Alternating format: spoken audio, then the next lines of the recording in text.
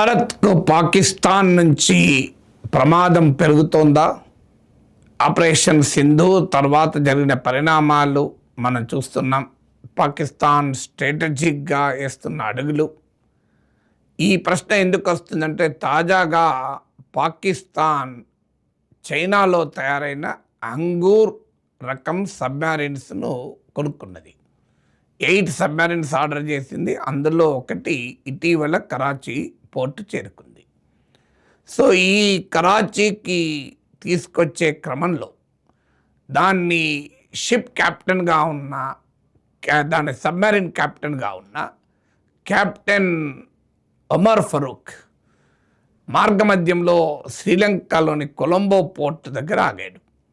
So Colombo port దగ్గర ఆగిన సమయంలో మాట్లాడుతూ ఒక సంచలనమైన ప్రకటన చేశారు. ఈ అంగూర్ రకం సబ్మెరైన్ను బంగాళాఖాతం బే ఆఫ్ బెంగాల్లో ఉంచబోతున్నామని. మీరు స్క్రీన్ పైన చూడండి. శ్రీలంక పత్రిక ది మార్నింగ్ ఈ వార్తను జూన్ 7th రోజు రిపోర్ట్ చేసింది. అన్ఫార్చునేట్లీ మన మీడియాలో ప్రముఖంగా రాలేదు. ఇది చిన్నగా వచ్చిందో లేదో అని తెలియదు, కానీ పేజ్ 1లో ప్రముఖంగానైతే నేను చూడలేదు. మీరు ఈ ది మార్నింగ్ శ్రీలంక పత్రిక రిపోర్ట్ చేసిన దాని ప్రకారం బే ఆఫ్ బెంగాల్లో పాకిస్తాన్ తన కొత్తగా తయారైన సబ్మెరైన్ ప్రజెన్స్ని పెట్టబోతుంది. ఈ సబ్మెరైన్ మోస్ట్ మోడర్న్, ఎందుకంటే కన్వెన్షనల్ సబ్మెరైన్స్కు దీనికి ప్రత్యేకత ఏంటంటే కన్వెన్షనల్ సబ్మెరైన్స్ ఛార్జింగ్ కొరకు పైకి రావాల్సి ఉంటుంది. కానీ ఈ అంగూర్ టైప్ సబ్మెరైన్స్ ఏంటంటే ఎక్కువ కాలము నీటి అడుగులోనే ఉండగలుగుతాయి. అందువల్ల వాటిని డిటెక్ట్ చేయడం కష్టమవుతుంది శత్రు నేవీకి. వాటిని గుర్తించలేనప్పుడు మనం అటాక్ చేయడం కూడా కష్టమవుతుంది. అందువల్ల ఈ అంగూర్ రకం సబ్మెరైన్ జలంతర్గామి మోస్ట్ మోడర్న్. ఇక ఇది బే ఆఫ్ బెంగాల్లో ఎందుకు పెడుతున్నారు, దీని నుంచి వచ్చే స్ట్రాటజిక్ ఛాలెంజెస్ ఏంటివి అని చెప్పే ముందు ఈ అంగూర్ రకం అనే పేరు మనకు చరిత్రను గుర్తు చేస్తుంది. చాలామందికి ఈ తరం వాళ్ళకు తెలియకపోవచ్చు. నేను కూడా ఈ అంగూర్ రకం నావీ సబ్మెరైన్ గురించి విన్న రోజులు స్కూల్ పిల్లవాడిని. 1971 బంగ్లాదేశ్ లిబరేషన్ వార్, పాకిస్తాన్ పూర్తి స్థాయిలో ఓడిపోయిన యుద్ధం ఇది.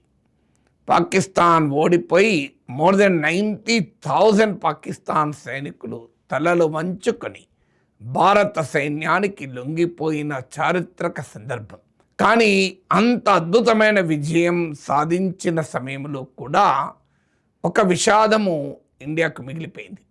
అదే ఏంటంటే ఈ వార్స్లో భాగంగా INS కుక్రీ అనేటువంటి మన సబ్మెరైన్ను పాకిస్తాన్ ధ్వంసం చేసి నీట ముంచగలిగింది. ఇప్పుడు PNS అంగూర్ టైప్ సబ్మెరైన్ను మళ్ళీ పాకిస్తాన్ చైనాలో తయారైన వాటిని కొనడమే కాకుండా వాటిని బే ఆఫ్ బెంగాల్లో పెడుతోంది, మోహరింపజేస్తోంది.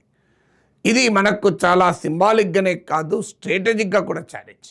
1971 వార్ తర్వాత బంగాళాఖాతం వైపు చూడటానికి కూడా పాకిస్తాన్ సాహసించలేదు ఇప్పటి వరకు. ఈ 55 ఇయర్స్లో Pakistan naval presence north Arabian సీకి మాత్రమే పరిమితమైంది. ఇక్కడ పాకిస్తాన్ నావీ ప్రజెన్స్ కూడా ఈ 55 ఇయర్స్లో లేదు. ఇక్కడ తీర ప్రాంత దేశాలు కూడా అంటే మీకు ఈ బే ఆఫ్ బెంగాల్ వాటర్స్కు తీర ప్రాంత దేశాల్లో కూడా పాకిస్తాన్ లేదు. India, Bangladesh, Myanmar, Sri Lanka, Thailand, Malaysia, ఇండోనేషియాలు ఉంటాయి. సో ఈ దేశాలతో ట్రేడ్ రిలేషన్స్ కూడా మనకు కీలకం. ఇది మన అండమాన్ నికోబార్ దీవుల నుంచి కూడా నావల్ ప్రజెన్స్ ఉంది. సో ఇండియాకు చాలా స్ట్రాటజిక్ అడ్వాంటేజ్ ఉన్న ప్రాంతంలోకి ఇవాళ పాకిస్తాన్ ఆధునికమైన సబ్మెరైన్ను దించుతోంది. ఎందుకంటే ఈ బే ఆఫ్ బెంగాల్లో మరి పాకిస్తాన్ ఎలా దించుతుంది అని మీకు అనుమానం రావచ్చు. కానీ ఇంటర్నేషనల్ లా ప్రకారం 12 నాటికల్ మైల్స్ అంటే తీర ప్రాంతం నుంచి 12 నాటికల్ మైల్స్ వరకు టెరిటోరియల్ వాటర్స్ అంటారు. అంటే ఆ దేశానికి సంబంధించిన జలాలు అవుతాయి. తర్వాత ఐ థింక్ 200 నాటికల్ మైల్స్ వరకు ఉంటాను. అక్కడ వరకు ఎక్స్క్లూజివ్ ఎకనామిక్ జోన్ ఉంటుంది. ఆ తర్వాత వాటర్స్ను ఇంటర్నేషనల్ వాటర్స్గానే పరిగణిస్తారు. ఆ ఇంటర్నేషనల్ వాటర్స్లోకే పాకిస్తాన్ అంగూర్ సబ్మెరీన్ వస్తుంది. డెఫినెట్గా ఇండియన్ టెరిటోరియల్ వాటర్స్కి ఏం రావడం లేదు, మన ఎక్స్క్లూజివ్ ఎకనామిక్ జోన్లోకి ఎంటర్ కావడం లేదు.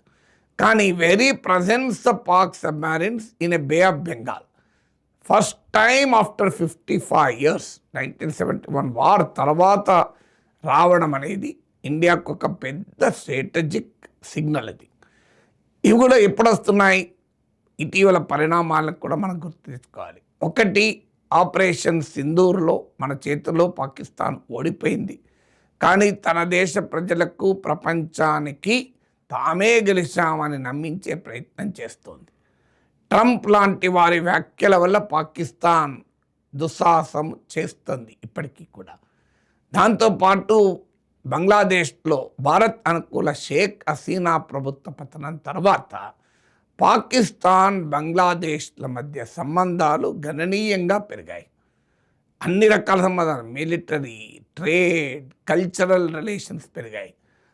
బంగ్లాదేశ్ నావల్ చీఫ్ పాకిస్తాన్ పర్యటించి అసీం మునీర్తో సమావేశమయ్యారు. పాకిస్తాన్ నావీ బంగ్లాదేశ్ పోర్ట్లోకి ఫస్ట్ టైం రాగలిగాయి. అసలు ఉర్దూ ఆధిపత్యానికి వ్యతిరేకంగా బెంగాలీ జాతీయవాదంతో బంగ్లాదేశ్ ఏర్పడితే ఢాకా యూనివర్సిటీలో ఉర్దూ షాయిరీలు మొదలయ్యాయి. ఆగస్టు డిసెంబర్ 2024 మధ్య కాలంలో పాకిస్తాన్ బంగ్లాదేశ్ ట్రేడ్ 27% పెరిగింది. ఆ తర్వాత ఎవ్రీ ఇయర్ 20% పెరుగుతోంది. పాకిస్తాన్కు నాయకుడిగా మహమ్మద్ యూనస్ ఉన్నప్పుడైతే బంగ్లాదేశ్ నాయకుడిగా మహమ్మద్ యూనస్ ఉన్న సమయంలో 2 సార్లు పాకిస్తాన్ పర్యటించాడు. అఫ్కోర్స్ తారిక్ రెహమాన్ వచ్చాక కాస్త బంగ్లాదేశ్ ఇండియా రిలేషన్స్ కాస్త ఇంప్రూవ్ అయిన మాట నిజం. కానీ స్టిల్ పాకిస్తాన్ బంగ్లాదేశ్ల మధ్య 1971 వార్ తర్వాత ఈ స్థాయిలో రిలేషన్స్ ఇంప్రూవ్ అయింది ఇదే మొదటిసారి. 2 దేశాల మధ్య ఈవెన్ ఢాకా కరాచీల మధ్య డైరెక్ట్ విమాన ప్రయాణాలు కూడా మొదలయ్యాయి. సో ఈ పరిణామాల నేపథ్యంలో ఇప్పుడు ఈ బే ఆఫ్ బెంగాల్ వాటర్స్లో పాకిస్తాన్ సబ్మెరీన్ ఎంటర్ కాబోతుంది.